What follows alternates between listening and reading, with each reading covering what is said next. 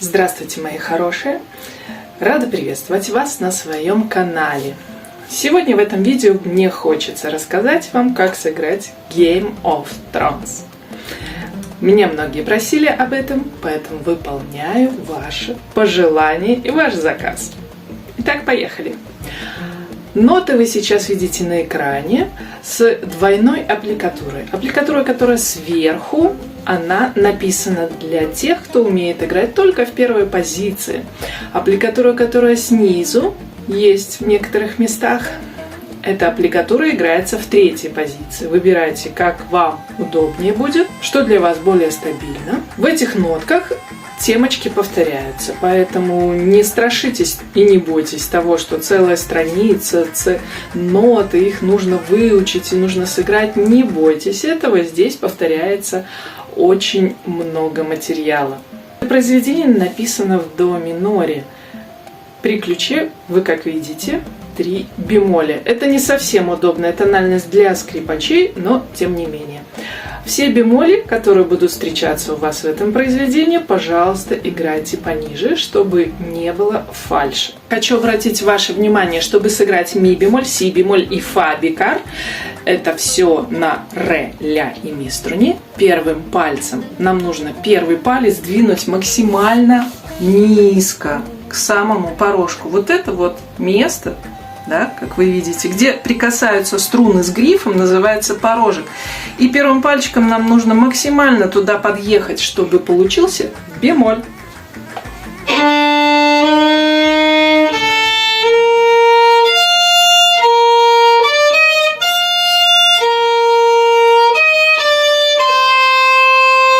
Да, и пустую струну мы можем сыграть только на ре струне и соль струне. У нас есть ля бемоль и у нас есть ми бемоль. Мы должны закрыть эти нотки четвертым пальчиком, потому что иначе будет фальшь. По распределению смычка вы видите восьмушки. Их нужно играть практически на одном месте у колодки маленьким-маленьким смычочком, чтобы сыграть ритмично, не вылететь из темпа, и в то же время эти нотки прозвучали. Итак, поехали!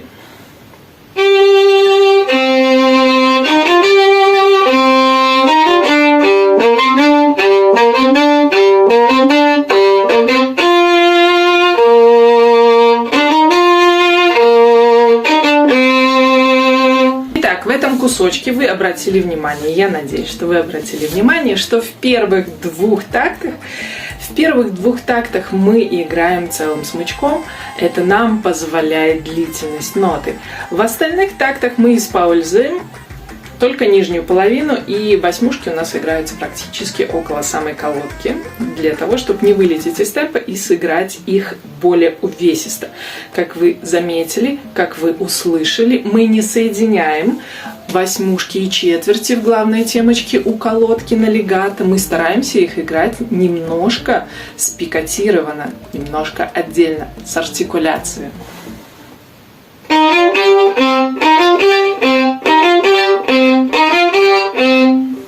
Обращаю внимание, что у колодки, когда мы будем играть это место, может скрипеть. Поэтому приучайте свои ушки к хорошему, красивому звуку и старайтесь играть красиво.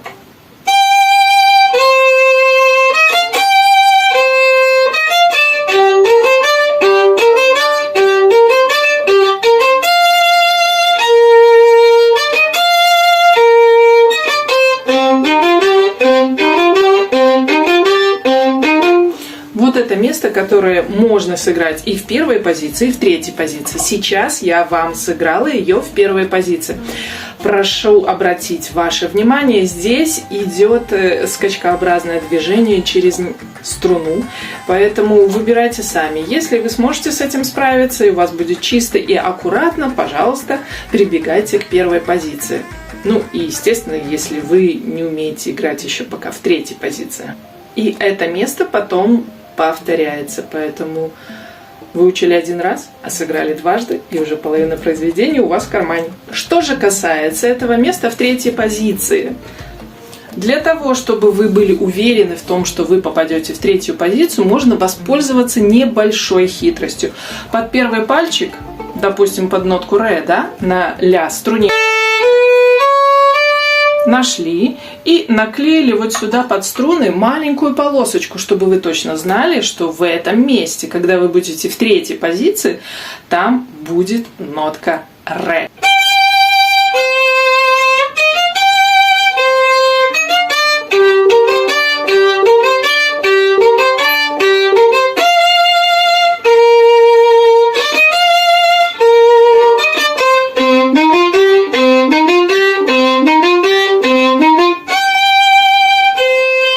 И повторяется это место, все в третьей позиции. Если вам удобно, если вы сможете это сыграть в третьей позиции, было бы неплохо. Дальше мы спускаемся в первую позицию, как и для первого и второго варианта, и остаемся там до самого конца произведения. И текст практически похож такой же, как и в самом начале, поэтому вам не составит труда сыграть это. А обращаю ваше внимание, что на последней строчечке у нас меняется размер и появляются целые ноты, которые мы должны считать до 4 раз, и 2, и 3, и 4. И поэтому немножко длиннее мы должны сыграть их. Посчитайте просто. До этого у нас был размер 3/4.